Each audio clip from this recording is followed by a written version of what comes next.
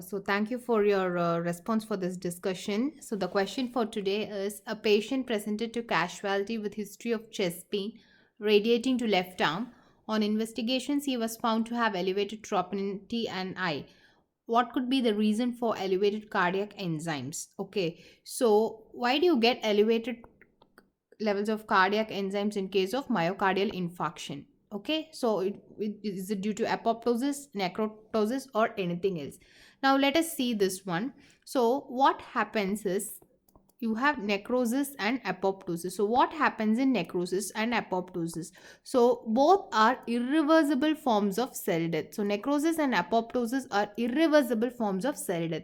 When do you call something as an irreversible form of cell death? When you have loss of mitochondrial function and membrane integrity. So two M's, remember, two M's. So when your mitochondria is not functioning properly and you have membrane abnormalities, your cell is going to end up in a irreversible cell injury. So why do you need all these different forms of cell injury? Okay, so certain cells die by necrosis, certain cells die by apoptosis.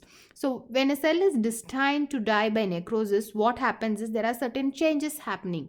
So what are those changes? So you have certain membrane bleb formation, then you have a lot of other enzymatic reaction going on. You have denaturation of proteins. Then when you look at this, the cell membrane will rupture, release its contents, and then the cell dies. Whereas when a cell destines to die by apoptosis, what happens? There will be a lot of caspase activation. You have intrinsic and extrinsic pathway. So they have involvement of caspases. So what happens is there is no breakage of plasma membrane. You have apoptotic bodies being formed and they will be engulfed, or they will be phagocytosed. So because they are phagocytosed so quickly, you don't have a lot of inflammation in case of apoptosis. So this is the very basic thing, and you should know certain difference between necrosis and apoptosis. So as already discussed, so your plasma membrane will rupture and release its contents in case of necrosis, and because of that you have a lot of inflammation. The cell will increase in size, and when you go for electrophoresis, you have a smear pattern on electrophoresis. Whereas in apoptosis, you have apoptotic bodies. So there is no inflammation because it's quickly cleared, and the cell will shrink in size. And when you go for electrophoresis, you have a step ladder pattern of electrophoresis.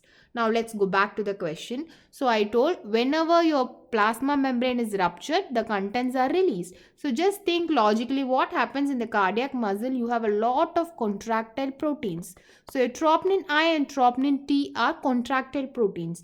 So because of the necrosis of the cardiac muscle, you have all these being released. So the answer is necrosis. Okay. And what's the type of necrosis which happens in the heart? It's a coagulative type of necrosis. So remember, most of the solid organs undergo coagulative necrosis except brain. So brain undergoes liquefactive necrosis. So apart from this, we have certain new types of cell death which have been discussed in Robbins. So one is necroptosis and the other one is pyroptosis. So what is this necroptosis? So it is necrosis and apoptosis. So apoptosis is programmed cell death. So why is this necrosis and apoptosis combined together? Because this is genetically programmed, but the cell death is not due to caspase activation. The cell death is due to generation of free radicals and reactive oxygen species and lipid peroxidation, loss of ATP and all those mechanisms, which is similar to necrosis. So this is called necroptosis. So it is genetically programmed, but it doesn't involve caspase. So this we call it as caspase independent form of cell death. So necroptosis is called caspase independent programmed cell death. So this was question 2 years back. So necroptosis is called caspase independent cell death. What is pyroptosis? Pyro means fever producing cytokines. In this, what happens when you have certain microbes gaining access into the cytoplasm, they activate interleukin 1b, which is going to produce active form of interleukin 1. So that is involved in pyroptosis. Now the recent Robbins has described about ferroptosis, which is iron mediated programmed cell death, which we will discuss soon.